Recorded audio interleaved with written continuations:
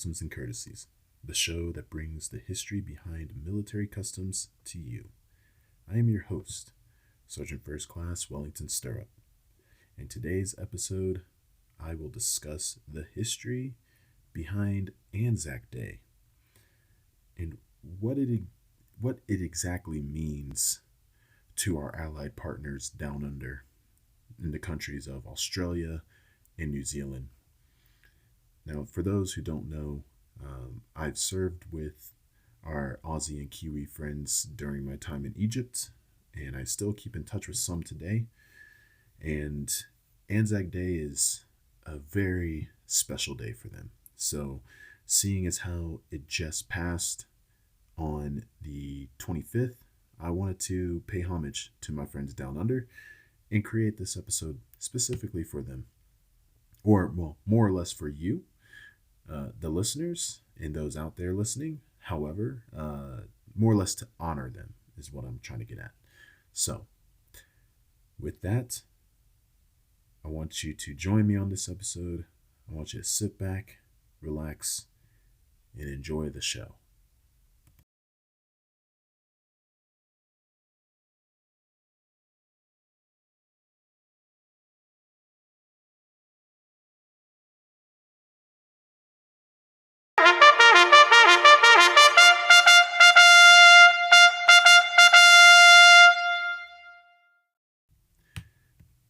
Now, before I get started, I just want to say that I wanted to get my buddy Mark or Dan on for this episode. However, because of the events of last week where I was out of town, I wasn't able to specifically coordinate with them to be able to bring them on. So, I'm sorry. That being said, I'm pretty sure because I know,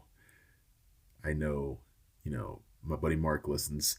So if I mess something up, he's gonna get on me, and that'll be a perfect chance to bring him on, and he can talk about this because he is from New Zealand, so he knows and celebrates Anzac Day.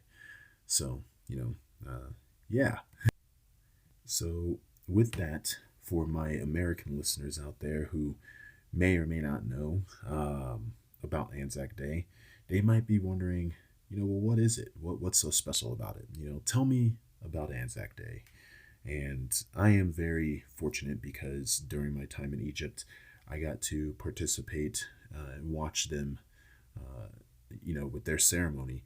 They do a morning stand at dawn service, like ceremony, to observe Anzac Day. So if you're wondering and you're sitting here like, well, tell me about it, I'm going to tell you about it. All right. So Anzac Day is observed every April 25th. Each year commemorates the landing of the Australian and New Zealand Army Corps, ANZAC, and their troops at Gallipoli during World War One. Now, we all know how bloody and violent World War One was, and whenever we think about World War One, we only really think about the Western Front, right? I mean, you'd have the movie All Quiet on the Western Front, which was a book as well. You have all the different shows, all the different movies that are out there about it, poems, books, novels. We know about the Battle of the Somme, the Battle of Verdun. All of this stuff we know, especially as Americans, we know when we entered the war and in all of that. But nobody really ever thinks about the Eastern Front or the Southern Front or the African campaigns, or the fact that there were Indian troops in there. And I feel like that's a bit of a disservice because it was called a world war for a reason. It was literally fought by a lot of countries throughout the world, all over, because this was pretty much the end of the age of empires. So when we talk about Anzac Day, and you mentioned the Battle of Gallipoli, people don't even know where that is. And when I say people, I mean people over here in America. Canadians, they'll know because it's part of the Commonwealth. history and lineage and all of that. But, for us Americans, us, people from the United States, Canadians are Americans too. Haha, North Americans. But yeah, for people from the United States, we don't really know about that. And if you're wondering where is Gallipoli, well, it's in Turkey. Or, well, yeah, it's in Turkey, which back then was the Ottoman Empire. See, Age of Empires. So, Anzac Day is a day to honor and remember the sacrifices of those who served and died in all wars and conflicts and peacekeeping operations. However, Anzac Day is marked by the ceremonies, like I mentioned, dawn services, parades, and moments of silence across Australia and New Zealand, and it holds a very deep significance in the national identities of both countries. Now, you're probably wondering, okay, so clearly Australians and New Zealanders fought at Gallipoli, right? And yes, you're right. But who else fought there? Well, as I mentioned, you had the Anzac Corps, or you had the Anzac, the Australian, New Zealand Army Corps troops, along with British, French, and Indian forces, fought against the Ottoman Empire during World War One. And the campaign lasted from April 25th, 1915 to January 9th, 1916, and resulted in significant casualties on both sides. And when I was doing all of my research on this, and throughout the years, because I've been interested in this battle since, learning about this way back in Egypt, which I think was like 8 years ago now. Wow. And I've done some research throughout the years on it, and I just always kind of forget that, yes, there were British forces there. And because, when I was doing my research for this episode, I was like, well, did the British help? And yes, they did. They provided support to Anzac forces during the Gallipoli campaign. British troops were also involved in the overall Allied effort alongside Australian and New Zealand soldiers. And the campaign was a joint Allied operation aimed at securing control of the Dardanelles Strait and ultimately capturing Constantinople, now Istanbul, from the Ottoman Empire. That was the goal, right? That was the aim of this battle. And even till this day, those straits are what is one of the key aspects, key terrain features, right? As this is a military podcast, my military listeners should know what that means, right? It's a key terrain feature for a certain Russian leader right now. And taking that would mean, that would just be bad news bears for everybody in NATO, Allied forces, the U.S., right? So these straits still to this day play a significant role in the power that Turkey now, right, the Ottoman Empire back then, wielded. Because if you controlled those straits, you control access from the Mediterranean to the Black Sea. Getting back on track. How many Anzac forces died in the battle, you might ask? Well, during the Gallipoli campaign, approximately 8,709 Australian soldiers and 2,721 New Zealand soldiers died. These casualties were a significant loss for both countries and have had a lasting impact on their national identities. Now, I don't know if you know this, right? But currently, it's estimated that New Zealand's population right now is around 4 million people. For Australia, I cannot think of that off of my head, but I want to say that it is around 25 or 26 million. So, and that's modern, right? We're talking modern numbers. Go back in time and those numbers are probably smaller, right? You go back in time, you go back to 1915, and from my research, the population of Australia was almost 5 million people. And for New Zealand, it was just over 1 million people. So when you look at the numbers and you find out that 8,709 nine of your men just died in one battle, and you have a population of almost 5 million. That's a significant pull, right?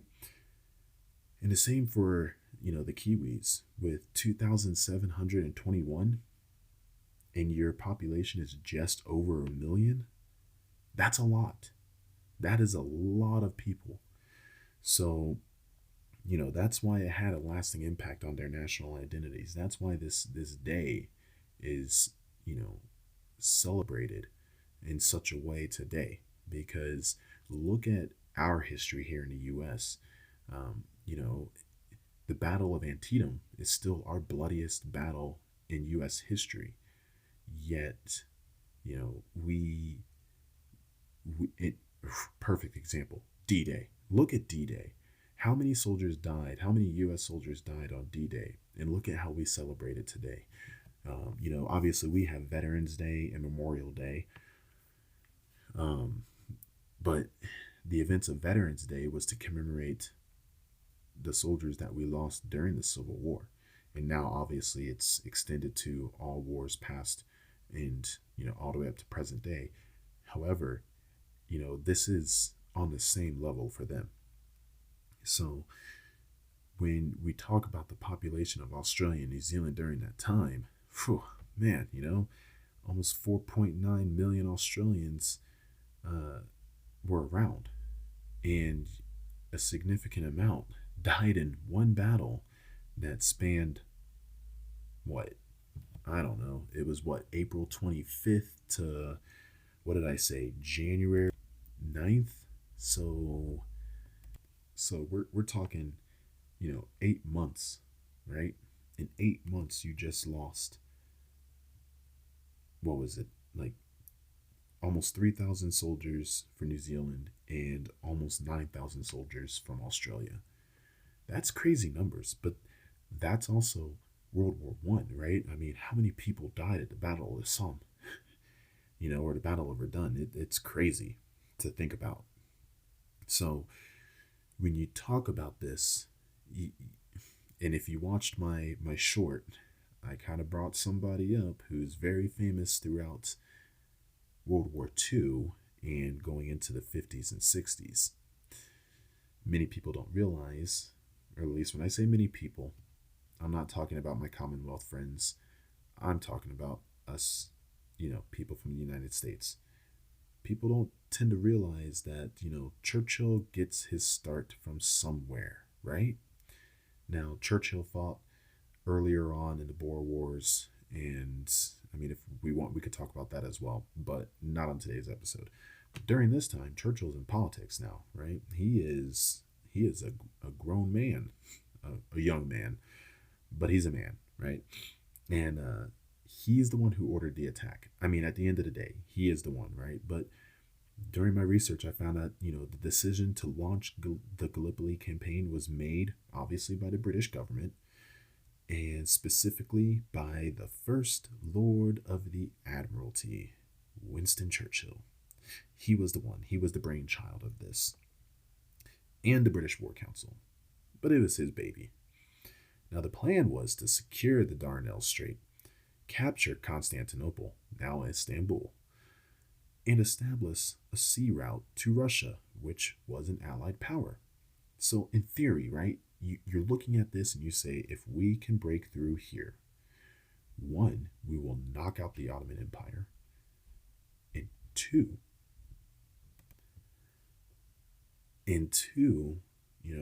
so you knock out the Ottoman Empire, awesome, because Axis powers. And two, now you just established a sea route to one of your allies. Now, the intent will be to open up a new front on the Central Powers, particularly the Ottomans, during World War One. So You hit this, you take this beachfront, you secure this, now we can move our ships through here. It's a great plan in theory. In theory. However, it was a bad call on Churchill's part. His decision to launch the Gallipoli campaign ultimately proved to be a strategic failure for several reasons. Number one, underestimation of the Ottoman defenses. The Allied forces at this time, they underestimated the strength of the Ottoman defense and the difficult terrain of the Gallipoli Peninsula, leading to heavy casualties and a prolonged stalemate.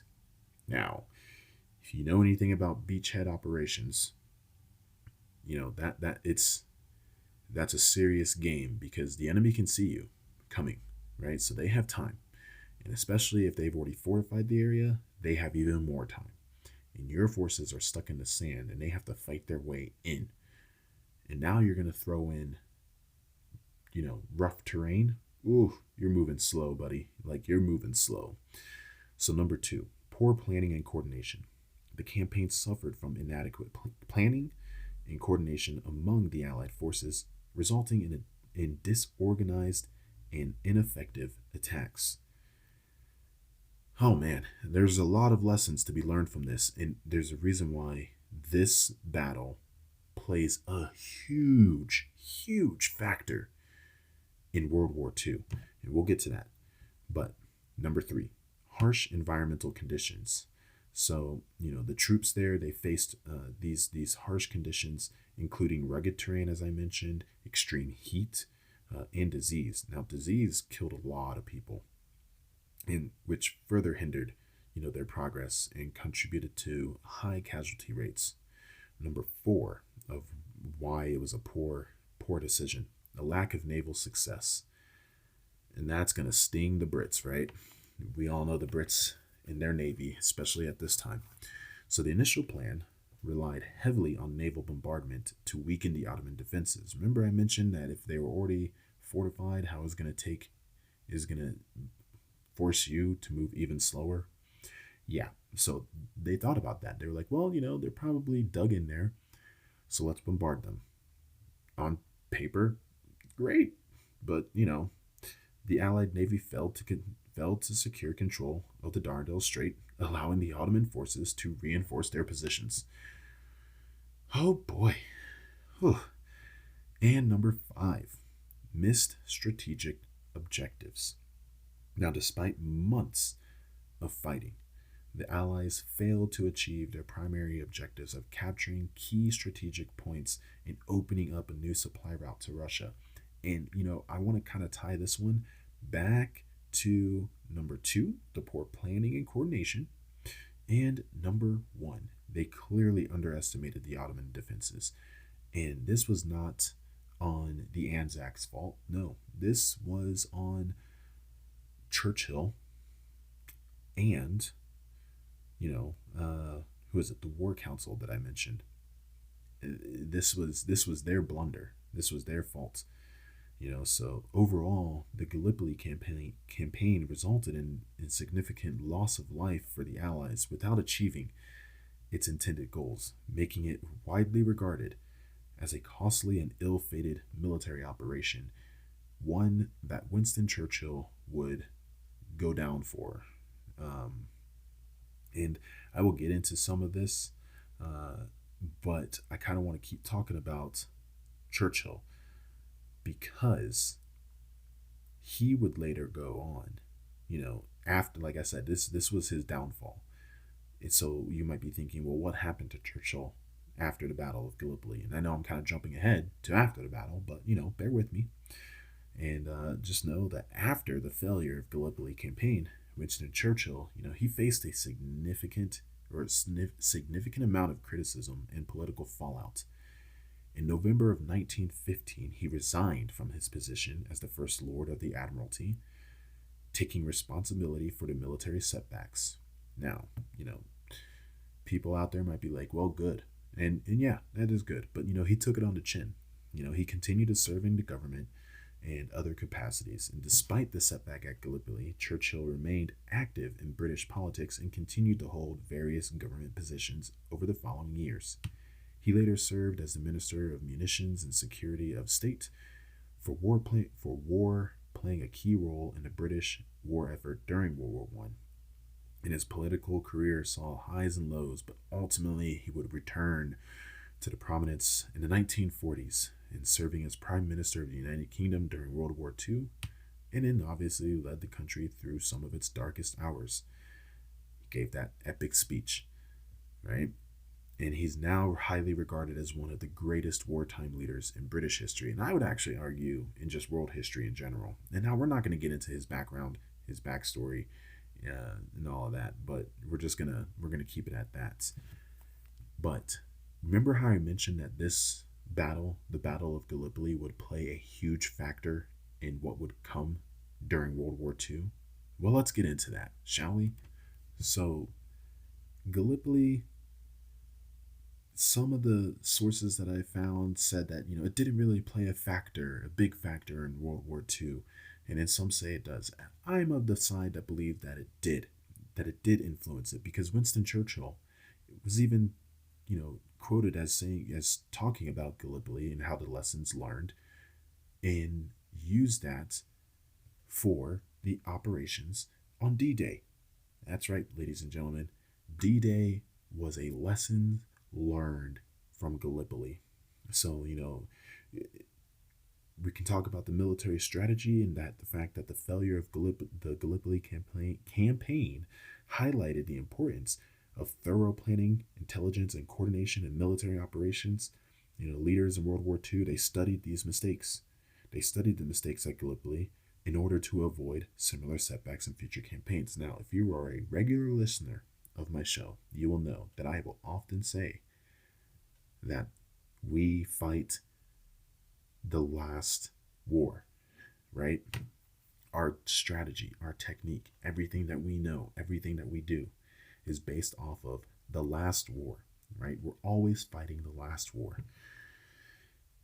So, our leaders, they learned from that. They learned their lessons. And many leaders who participated in Gallipoli campaign, such as Winston Churchill and Mustafa Kemal Atatürk, I don't know if I pronounced his name right, went on to play prominent roles in World War II. And their experiences at Gallipoli influenced the leadership styles and strategic thinking during the Second World War. Now, that leads me into this right here, amphibious warfare. The Gallipoli campaign was one of the largest amphibious assaults in history up to that point. And the lessons learned from that, logistical challenges and operational failures at Gallipoli, informed future amphibious operations, including the D-Day landings in Normandy during World War II. So there you have it, ladies and gentlemen. It is this battle that we are about to get into that would forge one of the most epic battles, right, during the Second World War. So, now that you kind of get the backstory on this, now that you know who's at fault, now we can start talking about the events that happened. So let me open with this. How many Victoria Crosses were earned during this battle? Well, seeing as how the Victoria Cross is the highest military decoration for valor in the British Empire, there were quite a few, in my opinion. Maybe not to others, but to me there were quite a few. These soldiers, these individuals, demonstrated extraordinary courage and selflessness in the face of overwhelming odds during the campaign. So if you must know, yes, during this campaign, 2 New Zealand soldiers were awarded the Victoria Cross for their exceptional bravery. A Corporal Cyril Royston Guyton Bassett, he received the VC for his actions during the Battle of Chinook Bear on August 7th and 8th, 1915. Despite being wounded, Bassett continued to carry out his duties as a stretcher bearer under heavy enemy fire, assisting wounded soldiers in organizing their evacuation. And then you had a Sergeant Richard Alexander Henderson. He was awarded the VC for his actions during the Battle of Chinook. I hope I'm pronouncing these right. Chinook Bear on August 8th, 1915. Henderson led a small group of soldiers in a successful assault on enemy position, displaying remarkable courage and leadership under fire. Now, these two New Zealand soldiers exemplified the spirit of valor and sacrifice during the Gallipoli campaign. And with that, you might be wondering, okay, well, we had the New Zealand soldiers. What about the Australians? I'm glad you asked. So, yes, there were 9 Australian soldiers who were awarded the VC for their exceptional bravery. 1. Lieutenant Colonel Alexander Gore Arkwright Downs. Number 2. Lance Corporal Albert Jacka. Jacka? Again, I hope I'm pronouncing these names right. Number 3. Captain Alfred John Shout. 4. Lieutenant William Simmons. 5. Captain Hugo Vivian Hope Throssell. 6. Lieutenant William Donovan Joint. 7. Lieutenant Frederick Harold Tubb. 8. Private John Hamilton. 9. Private William Edward Singh. Now, these Australian soldiers demonstrated extraordinary courage and selflessness in the face of enemy fire, earning them the highest decoration for valor in the British Empire. And I'm sorry, but I don't have their citations. But as I mentioned, this was an Allied effort. So did any British soldiers or Indian soldiers get a VC at Gallipoli? And if you ask that question, I'm going to let you know right now that yes, they did. Both Indian and British soldiers received VCs. A Nayak Darwin Singh Negi from the Indian Army, he was awarded a VC during his actions at Gallipoli. Despite being severely wounded, he continued to lead his men in an attack on enemy trenches, displaying exceptional courage and leadership. Captain Richard Raymond Willis from the British Army was awarded a VC for his actions during the landing at V Beach, maybe Fifth Beach, Cape Helles on April 25th, 1915. Willis led his men ashore under heavy fire and successfully captured enemy positions, inspiring his troops with his bravery and determination. Again, these individuals, among others, demonstrated extraordinary courage and selflessness in the face of overwhelming odds during the Gallipoli campaign, earning them a VC. So, as I mentioned, the battle started on April 25th, 1915. The campaign lasted for approximately 8.5 months, with Allied forces ultimately evacuating the peninsula in January 1916. The exact end date varies depending on specific locations and phases of the campaign, but the evacuation of troops from the area marked the conclusion of the operations. So, these were some hard, bloody battles. And clearly, with the amount of VCs that were earned, because I don't like when people say, won or given. They're not won, they're not given, they're earned for any country's highest military awards, right? So those amounts are high. So now you might be wondering, okay, well, how many ANZAC soldiers participated in this battle? And approximately 36,000 Australian and 17,000 New Zealand soldiers participated in the Battle of Gallipoli during this campaign. These ANZAC troops, along with British, French, and Indian forces, were part of the Allied effort to secure the control of Dardanelles Strait, as I mentioned earlier, and to obviously capture Constantinople during World War I. And this got me thinking, well, okay, we have that many people just from the ANZAC, because this is highlighting the events, of our ANZAC partners. So it got me thinking, how many of these guys survived? Out of the approximately 53,000 ANZAC troops who participated in Gallipoli, around 26,111 Australians and 10,156 New Zealanders were killed or died of wounds, illness, or other causes during the campaign. This means that roughly half of the ANZAC forces did not survive the Gallipoli campaign. That is wild. I already mentioned earlier that, illness, that's honestly in any campaign besides the modern day. And when I say modern day, I mean like, Global War on Terror Day, all the way, up to present. Illness is usually what actually takes out a lot of soldiers. So,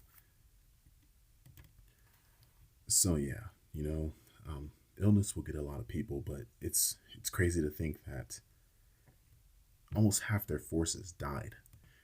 And when I was conducting my research, and I thought about this, it also started making me think, okay, how many Anzacs from Gallipoli would survive the war as a whole?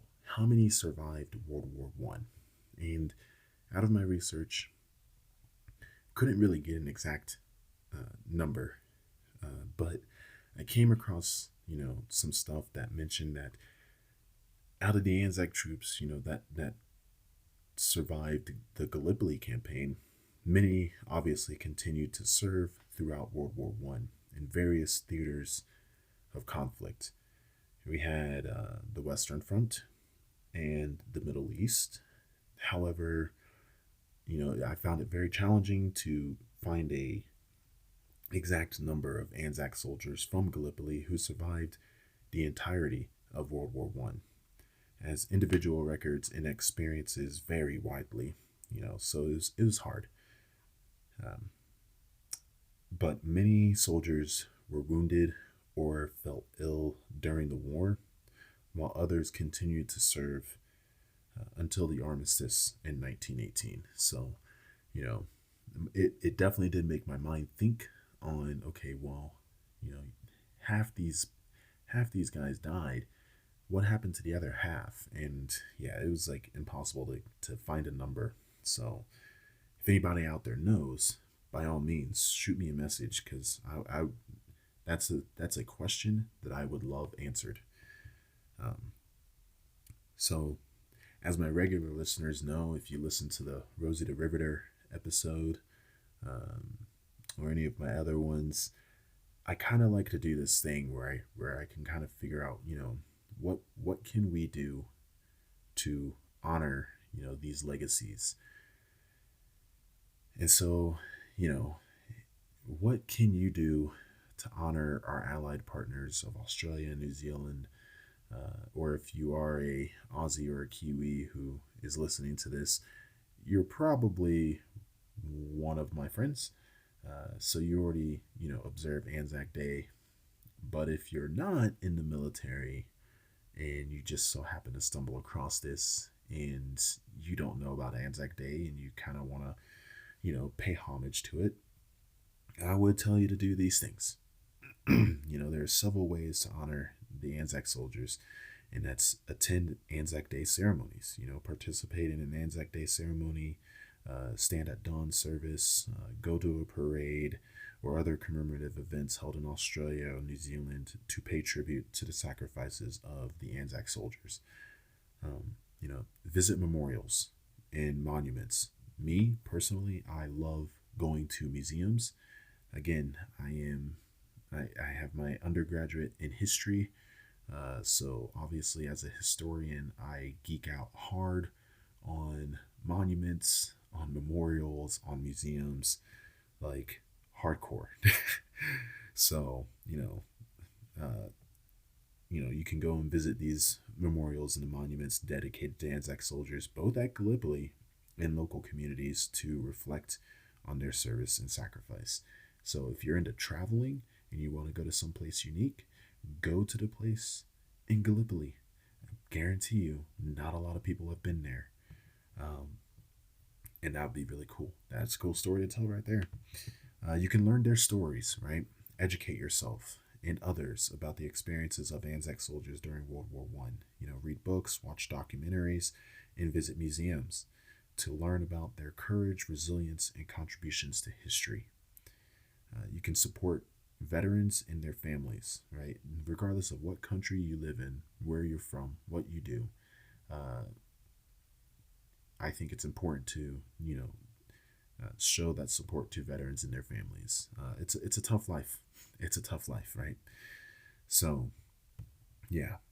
And, just remembering their sacrifice. Take a moment of silence on Anzac Day. Even if you're not an Australian, citizen or a New Zealand citizen, doesn't matter. Or even a British. I don't really know how the British even view Anzac Day, or the French, or the Indian. Uh, but, you know, take a moment, right? Because like I mentioned, this was a huge chunk of their population during 8 months that didn't come home, right? So think about how that impacts families for generations. So yeah, take a moment out of your day to remember them, right? Remember the sacrifice of all those soldiers who served and died in wars. And you know what? Even the Ottoman soldiers, the Turkish soldiers, right? I mean, it's over 100 years later, and now Turkey is our ally. So, you know, let's all just come together and just remember the sacrifices of people that were made, and died in wars and conflicts and peacekeeping operations as well, because people don't even talk about peacekeeping operations, but soldiers die in peacekeeping operations all the time. And that, to me, is, I mean, I'm not trying to diminish people who have fallen in combat, because I've had friends who have fallen in combat, but in combat, that makes sense, right? Like, as a soldier going down range, that you may or may not come back home, right? And that's something you have to come to terms with. However, peacekeeping operations, that's not supposed to happen. So it kind of hits a little harder.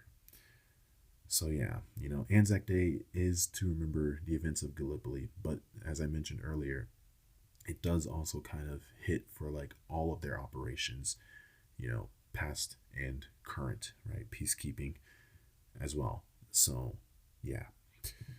And with that, I want to give you a couple of quotes from the Battle of Gallipoli. There are several, right? So bear with me. I'm going to give you number one. And these are from experiences and sentiments of those who were involved. Number one, quote, "The landing at Anzac, which was not our chosen landing place, was the beach at which the landing was made. The landing was made, and brilliantly made, at the spot which gave the smallest possible chance of success."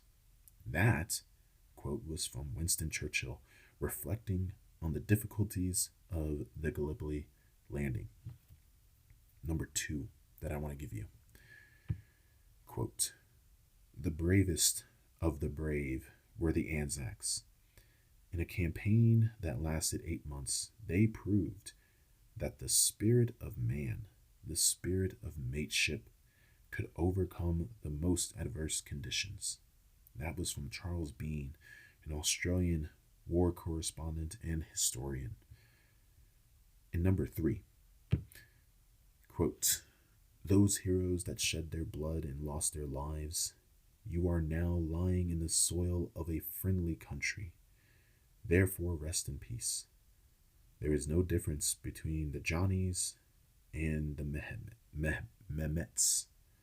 To us, where they lie side by side here in this country of ours. You, the mothers who sent their sons from faraway countries, wipe away your tears. Your sons are now lying in our bosom and are in peace. After having lost their lives on this land, they have become our sons as well." That quote was attributed to Mustafa Kemal Atatürk in a speech to Anzac mothers. So these quotes that I just read off to you reflect the courage, sacrifice, and human cost of the Gallipoli campaign, as well as the enduring legacy it has left on the nations involved. So, as I end tonight, I'm going to end with this poem. It is a poem that many of our Commonwealth friends will know well. Some United States service members might know, but it is a famous war poem from Lawrence Binyon, and it's called "For the Fallen." And I'm just going to read an excerpt of what it is. "They shall grow not old, as we that are left grow old. Age shall not weary them, nor the years condemn. At the going down of the sun, and in the morning we will remember them, lest we forget. So, on that note, ladies and gentlemen, I bid you farewell, and I hope you have a good day wherever you are. I am Sergeant First Class Wellington Stirrup, and I am signing off.